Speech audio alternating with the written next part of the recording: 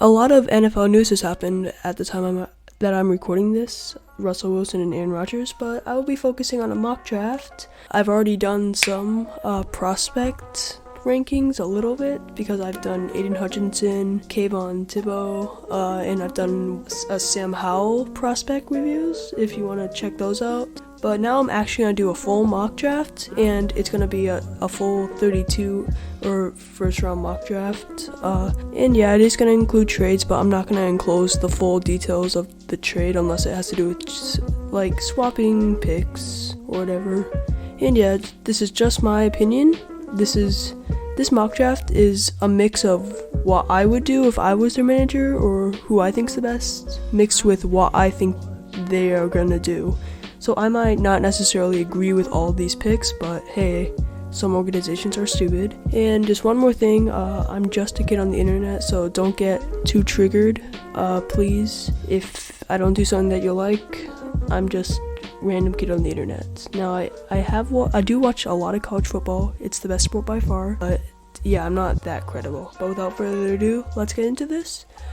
With the first pick in the NFL draft, the Jacksonville Jaguars select Evan Neal, offensive tackle out of Alabama. This one is pretty obvious because the Jaguars need offensive line help. They picked Trevor Lawrence last year, and it would just be stupid of them because the first thing you do when you get a quarterback is get them good offensive linemen, and they haven't really done that so far. And you have a generational type talent, and Evan Neal played the best competition, played the best. He is a monster. Yeah, I guess like taking a talented defender like Hutchinson or Thibodeaux would be good, but you need to focus on your quarterback right now and just building for the future, and Evan Neal's going to do just that. With the second pick in the NFL draft, my Detroit Lions select Aiden Hutchinson, defensive end out of Michigan. I'm not going to spend too much time here talking about Aiden Hutchinson because I've already done a video comparing him and Kayvon Thibodeaux, if you haven't checked that out. But still, the Lions, they just need to do best player available. As long as we don't draft the QB, we're fine. And the best player available is Aiden Hutchinson. He's the best player in the draft, in my opinion. He can be a game changer. He doesn't take a play off. He has a good motor. He's very talented. And the Lions desperately need their defense to get, reloaded up. They have a couple good players. Aruarie. But they need the face of their defense, and Aiden Hutchinson can be just that. With the third pick in the NFL draft, the Houston Texans select Ikem Ekwonu, offensive tackle out of North Carolina State. Originally, I wasn't as high on Ikem Ekwonu, but his stats are very good. He's a monster. He hasn't played against as good competition as like Charlie Cross or Evan Neal because the ACC is a whole different league, but I still think that because of his physical size, monstrous, he's amazing stats, I just think he's too good. I think he's barely better than Charlie Cross, but I think just because of like how dominant he is and just the upside and the athleticism, that it doesn't matter that he played in a not as weak conference. He's very good because he put up great stats. Like, I don't know, I just feel like number 3, very, very good. Texans need everything, and I'm a lot more high on Davis Mills than a lot of other people are. I feel he's shown very, very good promise against pretty good defenses, and I don't think they should abandon him just yet. If he doesn't play good next year, then you should, but yeah, just give him offensive line help. The Texans need everything. He'll pair up pretty good with Laremy Tunsil, and yeah. With the fourth pick in the NFL draft, the New York Jets select Kayvon Thibodeaux, defensive end out of Oregon, whatever. And yeah, this was pretty obvious. The Jets, they need everything, and I guess you could argue that they should get offensive help to help Zach Wilson, kind of like the Jags, but they don't need as much help, and their defense is atrocious. Like, at least the Jags have like Josh Allen and a couple of good players there. Like, the Jets defense has almost nobody that is good. And Kayvon Thibodeaux is the second best player in this draft class. I've talked a lot about him in my comparison video. But yeah, he's so talented. In the Jets, he felled him at number 4. You cannot pass this up. You can build up your defense. You have another top 10 pick that you can use on your offense. You're probably gonna have another high pick next year. And I feel like their offensive line, it's not that good, but it's good enough to hold up till now. It's not as bad as the Jags, and I feel like you can't pass up on Kayvon Thibodeaux. And yeah, with the 5th pick in the NFL draft, this is gonna be a little bit of a surprise to some of you. Jordan Davis, defensive tackle out of Georgia. Now, before you think I'm just jumping on the bandwagon because of his combine, I originally, in my mock drafts in private, I had him at number 9, or when I had the Giants picking him, and now I think he's top 5. That combine solidified him, but I do not know what people do not like about him. He's big. He's like Vince Wilfork type big. He's put up the stats. He was the anchor of a national championship type defense. One of the best players in college football. One of the best defensive players anyway. Truly dominant. And he's super athletic. It's not like the stereotypical, oh, he's big and stuff, but he's slow. No, he has athleticism, and he can tackle, and he has a motor, and he has no injury issues. Like, he's everything. He is athleticism, size, tackling, speed, resilience. He's put up results.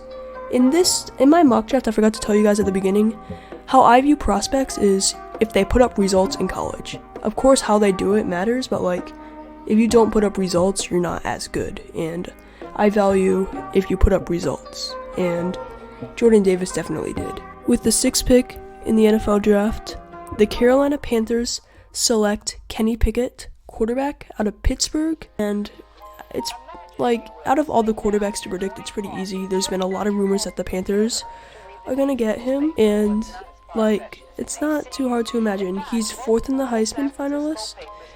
He led Pittsburgh to a New Year's Six Bowl. His stats are out of this world. I surfaced him a little bit in my Sam Howell video. He has great posture, or great mechanics, great footwork. There's like literally nothing that he can't do. He's faced easy ACC defense in his hand size at the combine or something, and he's not that fast, but I don't really think those things matter. I don't think he has as high of a ceiling as people think he does, but I think he's pretty safe, and he's pretty good. He does have a high ceiling, but not as high as people might think, and yeah. And the Panthers need a QB. Like, they can't go through another year wasting Christian McCaffrey and all their talent, waiting till next year to get a better quarterback, or signing another veteran, or trading for another flop. They need to get a quarterback of the future, and Kenny Pickett is just good enough to do that. With the 7th pick in the NFL draft, the New York Giants select Kyle Hamilton, safety out of Notre Dame. I was gonna have them take Nakobe Dean, because I do think he is a better overall prospect. Maybe. Okay, maybe not as much as Hamilton, but still linebacker. But then I said, I looked at Hamilton, and I looked at some videos about him and stuff, and oh boy, Kyle Hamilton's talented. His combine stats are great. He's a ball hawk. He put up results at Notre Dame. He helped his team win. He did everything. And the Giants, they're picking another defensive player because they really need their defense to do good. They've had pretty bad offenses, but not that bad, and their defenses have been historically awful, and their secondaries have been getting burned. Every single cornerback that they've tried to draft has been a fail, like Eli Apple or Baker, and a lot of other people that they've tried to draft that have flopped. And they need faces of this defense. They need to completely rebuild the defense so then it can make it as easy as possible, as Daniel Jones, one more case to prove why he's the Giants quarterback. And Kyle Hamilton, I like him a little bit better than Nakobe Dean because he can tackle, he can make interceptions, he's probably the best ball hawk in this draft. And yeah, Kyle Hamilton and Jordan Davis are two guys that can be the face of your defense, and this is going to be a much improved Giants team. And I think Giants, you guys should be grateful that I have Kyle Hamilton falling to you guys. With the 8th pick in the NFL draft, that kind of gave it away. The Atlanta Falcons select Desmon Ridder, quarterback out of Cincinnati. I know, it sounds stupid. Matt Ryan has a little bit more years left. His weapons just disappeared, but he still has Kyle Pitts and Cordell Patterson. They need a revamp on defense. They should get either a playmaker or defense, right? Well, wrong. They benched Matt Ryan this year for Kyle Trask. And their offense has always had talent. They just keep reloading. They're gonna find talent somewhere. And I think the Falcons can, there's still a lot of elite defensive talent left, but all, the really good ones have left already.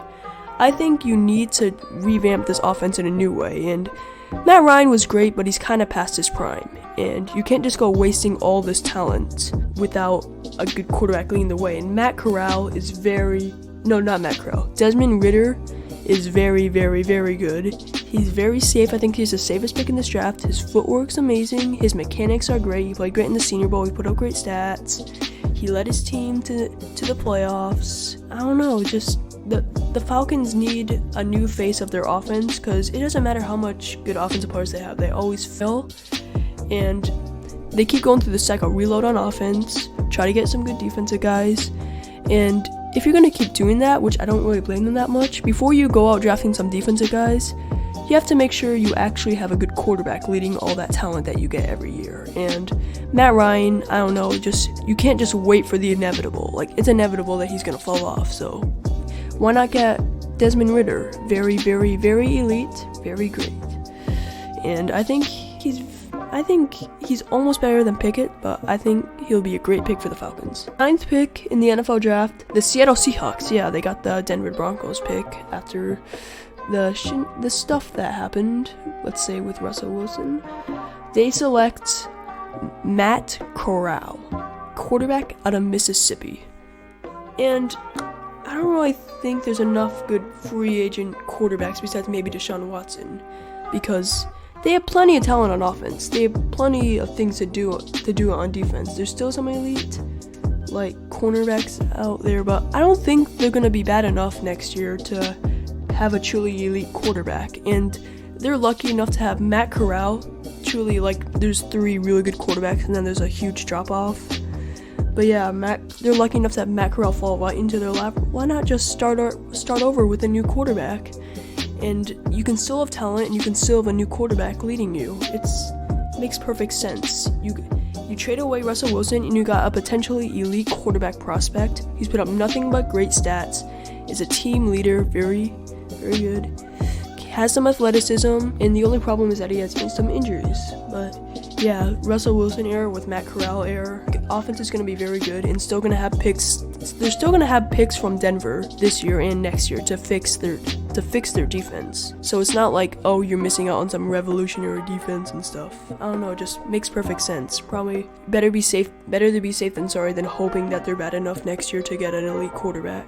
With the 10th pick in the NFL draft, the New York Jets select Charlie Cross, tackle out of Mississippi State. I don't really think there's a big difference between him and Akeem Ekwonu. Like, not even that big of a difference. But I feel like Akeem Ekwonu has a little bit more of a more monstrous, as you can say. And Charlie Cross is still elite, and they're lucky to have him fall right into their lap. And remember how I said, oh, they might be able to still get to help Zach Wilson get some offensive talent, because their offense is really bad and they need to support Zach Wilson later? Well, yeah, they got the second best player in the draft, in my opinion, Kayvon Thibodeau, and you still got an elite offensive lineman that can protect Zach Wilson. You got an elite defensive player, and you got an elite offensive lineman. It just makes perfect sense. Like, I don't really think I have to explain it. With the 11th pick in the NFL draft, the Washington Commanders select Jamison Williams, wide receiver out of Alabama. I know. You want to click off the video right now. You want to say, how do you take him over guys like Garrett Wilson, Treylon Burks, Chris Olave? I know what you're thinking. But I will stand by it. I was going to have, there's no way that's going to happen. But I will stand by what I think is good. Jamison Williams put up great results. Look at the stats against Georgia. The team that's going to have like 5 first-round defensive players. Look up his stats. Yeah, then that's amazing. And just his game, he reminds me of Tyreek Hill so much. He's the next Tyreek Hill. His speed, I know every single year there's this one receiver who will say, oh my gosh, his speed. Jalen Waddle last year. Jamison Williams' open field speed, I don't care what the 40 time says, and his ability to beat defenders, and his worth ethic is just, it just blows your mind. It's like, he is the next Tyreek Hill. I don't care if Garrett Wilson or Drake London or Burks, like, they can do jump balls and have size. They are not as fast as Jamison Williams. Jamison Williams' speed makes him the best receiver in this draft, and he can catch balls too. Against the best competition, he shows up the best. The only time where it didn't really show up wasn't that one game against Georgia in the national championship game where he got injured, which injury is a concern, but everything else, like I told you, I don't care if his mechanics don't really look that good, or oh, he's not big enough. Like, if you put in the results and you're good, like, you're gonna be good in the NFL. And he was the best wide receiver in college besides Jackson Smith and Jigba. I think it will translate to the NFL because what part of speed and catching and in just beating your man on routes in route running isn't replicated? And I forgot to tell you, with his speed, yeah, it also comes with elite route running. I think almost better than Jamar Chase. Just look at him run a simple slant route, and he can juke out defenders. Just watch a little bit of his highlight. I've watched some full games of him, but just watch his highlights. Just the way that he can beat his man. His route running is absolutely insane, combined with his insane speed, and he can catch I don't know. I think he's the best receiver in this draft. They can't keep going with their best receiver being Terry, which, no offense to him, but he shouldn't be your number one wide receiver. With the 12th pick in the NFL draft, the Minnesota Vikings select Derek Stingley Jr., cornerback out of LSU. I do actually like Gardner better in coverage, but I think Stingley's just the better corner overall. His athleticism ability, he's everybody knows, in all the mock drafts and everything, he's a guy who everybody knows is elite, but he's gonna fall just because he's a corner or he's from LSU or something like that. But do you see what LSU produces? But yeah, his elite man coverage, his athleticism. My main thing is his athleticism. He can tackle, he has speed, and he can have ball hawking skills. I don't know, he's what most scouts think is elite. Even though I do like Gardner a little bit better, I do think that the verdict is that people like Stingley Jr. a little better, and I think the NFL teams will like that too. I do think he hasn't shown quite enough coverage for me to be confident, but the athleticism is definitely there. And if you have an elite corner, there's 2 elite corners in this draft in my opinion, fall to you at number 12, and a team that desperately needs corner help, you gotta take him. You cannot not take him. The Vikings, I know you're gonna say, oh, they need to add to their stacked offense or whatever, or get a defensive lineman. I don't think the defensive line talent is still there, but I don't think it's good. But it's not elite. There's still some elite players, but not as elite as Stingley Jr. He's a top 10 pick-worthy player, and he fell right into the Vikings. They desperately need corner help, and I think it's a perfect fit. With the 13th pick in the NFL draft, the Cleveland Browns select Garrett Wilson, wide receiver out of Ohio State. Let's be real, the Browns desperately need wide receiver help. Their best wide receiver was OBJ, and he wasn't even performing for him. Jarvis Landry, he showed promise a lot, but he's regressing. He's past his prime. You saw him with the injuries. You saw him. He's good, but he shouldn't be your number one wide receiver anymore. I think his best days are past him. He's still pretty good, but not that good. Donovan Peoples-Jones is okay, but he shouldn't be one of your second best wide receiver. Sorry, Donovan, I love you, Michigan fan. But in the Browns, they need a new wide receiver. And Garrett Wilson, him and Jameson Williams are so close. I think Williams' speed and route running, how elite that is I don't know, just makes him a little bit better. But Garrett Wilson's deep ball, just watch highlights of his deep ball, watch games of his deep ball, watch that catch against Michigan that he made. Garrett Wilson is insane. It doesn't matter if he doesn't have speed, which he does. Pretend that he doesn't have speed or athleticism or anything like that. Just look at his deep ball. For his deep ball alone, he could probably be drafted in the first or second round. But he also has speed, athleticism, and strength. The route running is not as good as his Ohio State teammates. Plus, he is really raw, which is his main concern. He's a high recruit who's shown that he can make big plays, but his stats aren't very good. Like I said, I usually go for results. This is a little bit off character for me, but I don't know. Garrett Wilson, him being better than Chris Olave, and him being even close to Jackson Smith and Jigba, who I think is the best wide receiver in college football, says something. He just plays like that. The only reason is his injuries. He's missed a couple games, and he still has insane stats, and he can still make crazy plays. It's just, whenever he's on the field, he makes big plays, and he looks like an NFL wide receiver that's going to be insane. Forget Jalen Burks. Garrett Wilson, his jumping ability, and his catching, and his speed, and his route, it's just all instinct. He just kind of needs to stay on the field and show that he can do that talent on a consistent basis, but he's shown the talent. He's shown that he can do it. He's shown that he can put up crazy stats. He just needs to stay healthy and stuff. He still put up good stats even while missing games. That's how good he is. With the 14th pick in the NFL draft, the Baltimore Ravens, select Sauce Gardner, cornerback out of Cincinnati. Now, like I said, I think he's the best corner in coverage terms. Like, I don't care if he played against trash American Conference level teams. Like, against the good teams that he did play, he shows up. But just look at, like, I don't know a play where he actually let a wide receiver open besides in that Alabama game. Like, he's a shutdown corner who also has size. He's like 6'3". He's got the size to be a lockdown corner, which is like why he was decently highly recruited in Cincinnati. He's been a leader on that defense, a group of 5 defense. Shut down Notre Dame, shut down Georgia too 2 years ago against the Peach Bowl. He's been the heart and soul of that Cincinnati defense, which is a very, very good defense. And just his coverage skills alone are just insane. But also, he's top 5 in interceptions in the NCAA every single year. That's what they call him, sauce, or whatever you want to call him. I think his coverage skills are underrated. Even though they're elite, I still think they're underrated. That's how good he is. He can have truly probably the best cover corner in this draft, and yet still be overlooked because of how insane his ball hawking skills are. Remember when I talked about Amani Aruwariye? Yeah, his ball hawking skills. I think Sauce Gardner is going to be even better in terms of ball hawking skills. Just look at his interception stats. He does not drop balls. Do not take that out of context.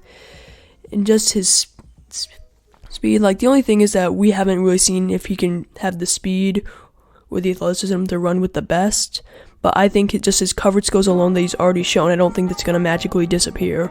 And just how good he is at interceptions is just enough for me to have him as the best cover corner. And it's not like he's bad at tackling either. He's still really good at tackling.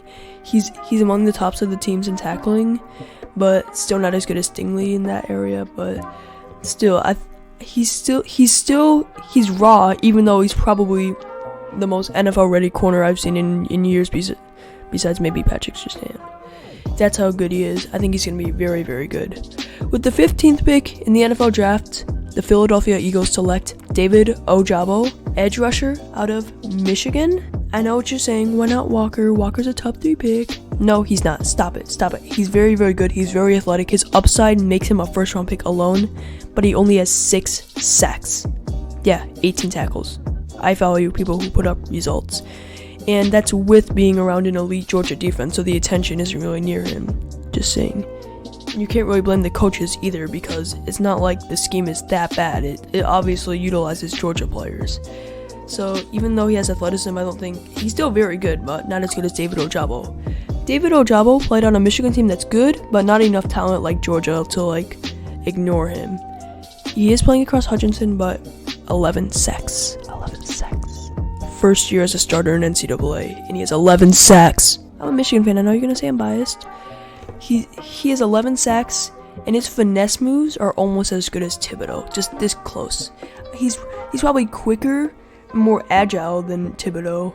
Thibodeau uses his strength in a lot of finesse moves, but I think besides Walker, he's probably the fastest defensive line in this draft. He had a 4.55 combine. With that type of speed in the NFL, finesse is what matters most. You can have no power moves, but you can have good finesse, and then you can still be a really good NFL player. Yeah, David Ojabo has that on steroids. He still needs to work on stopping the run, and he is still very raw, but I think he's very raw, and he's put in results. It's not like Michigan fans are like, oh, I wish he did more. No, he's very raw, but he also put in stats. People that are raw usually they haven't shown up in college yet, but they obviously have athleticism. Walker. But Ojabo is raw, has speed, and has 11 sacks. Enough said. This is part 1 to a 2-part video. Sorry if I rambled on for a bit. If you want to watch the Thibodeau and Hutchinson comparison video, then click on the screen. Also, why I think Sam Howell's a draft bust. And I touch up on these quarterbacks a little bit and bring up their stats. And yeah, bye.